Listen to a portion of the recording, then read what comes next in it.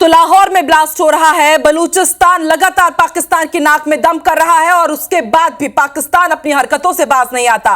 पाकिस्तान ने फिर से सीज फायर तोड़ा है। एलओसी पर पाकिस्तानी सेना की तरफ से गोलीबारी की गई है।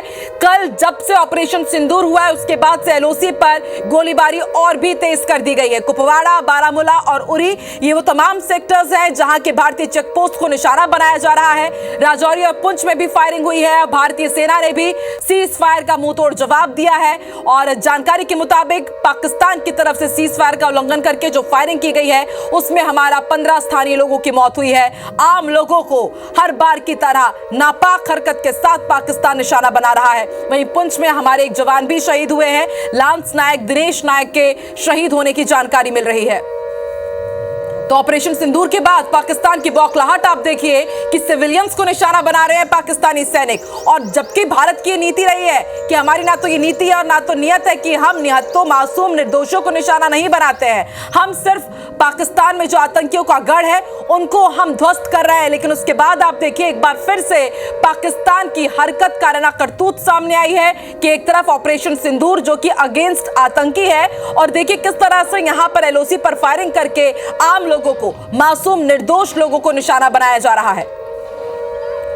तो 15 आम नागरिकों की मौत हुई है और इसके साथ लांस नायक दिनेश नायक के भी शहीद होने की जानकारी मिल रही है।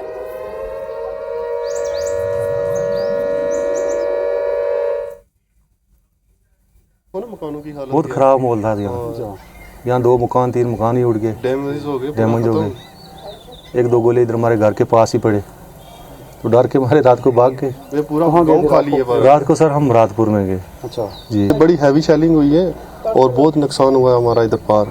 ये पूरा मकान एक डैमेज हो गया और पार गांव में बड़ा नुकसान हुआ है और मकान पूरे उड़ गए हैं। ये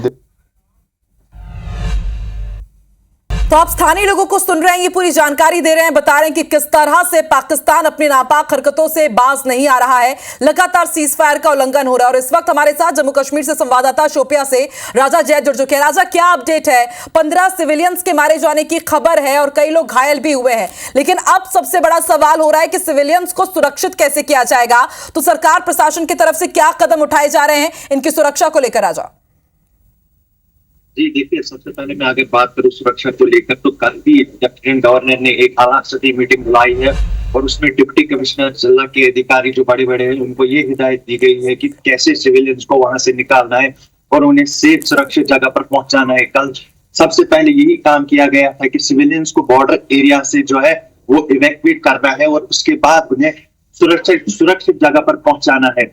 और उसके बाद अगर हम बात करेंगे, पाकिस्तान की जानिब से सीज फायर का उल्लंघन किया गया, ताबड़तोड़ फायरिंग की गई, निशाना बनाया गया सिविलियंस को, जिसमें अभी तक हमारी जानकारी के मुताबिक 15 लोग जो है वो मारे गए हैं अभी तक और 60 से ज्यादा इसमें जो है वो घायल बताए जा रहे हैं और एक फौजी एहलकार भी इसमें शहीद हो चुका है। जी ठीक है राजा, कुछ ये जानकारी मिल पाई है कि क्या जो दिनेश नायक है, लांस नायक जो शहीद हुए हैं, वो कहां के रहने वाले थे और क्या उनके शव को गृहग्राम भेज दिया गया है? और अब यहां पर किस तरह से भारत की तरफ से तैयारी पुख्ता की गई है? क्योंकि लगातार जब से पहलगाम आतंकी हमला हुआ है एलओसी पर सीज फायर का उल्लंघन तो हो ही रहा है पाकिस्तान की तरफ से।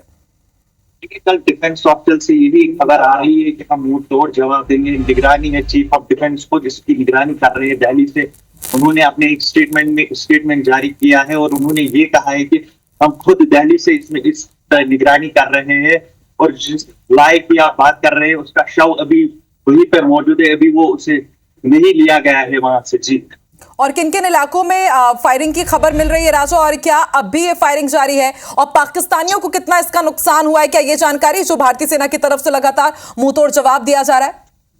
देखिए, इसमें कुपवाड़ा, उरी, टंडा, बारामूला के सरहदी इलाके हैं और इधर से राजौरी पुलिस में जहां से पाकिस्तान ने फायरिंग की है ये इलाके हैं। और कल भी वहां से जो है सिविलियंस को एक एडवाइजरी भी दी गई थी कि आप अपने इलाके जो है वो छोड़िए। उसमें डिस्ट्रिक्ट एडमिनिस्ट्रेशन ने भी उन्होंने मदद की है और उनको वहां से इवैक्यूएट किया है।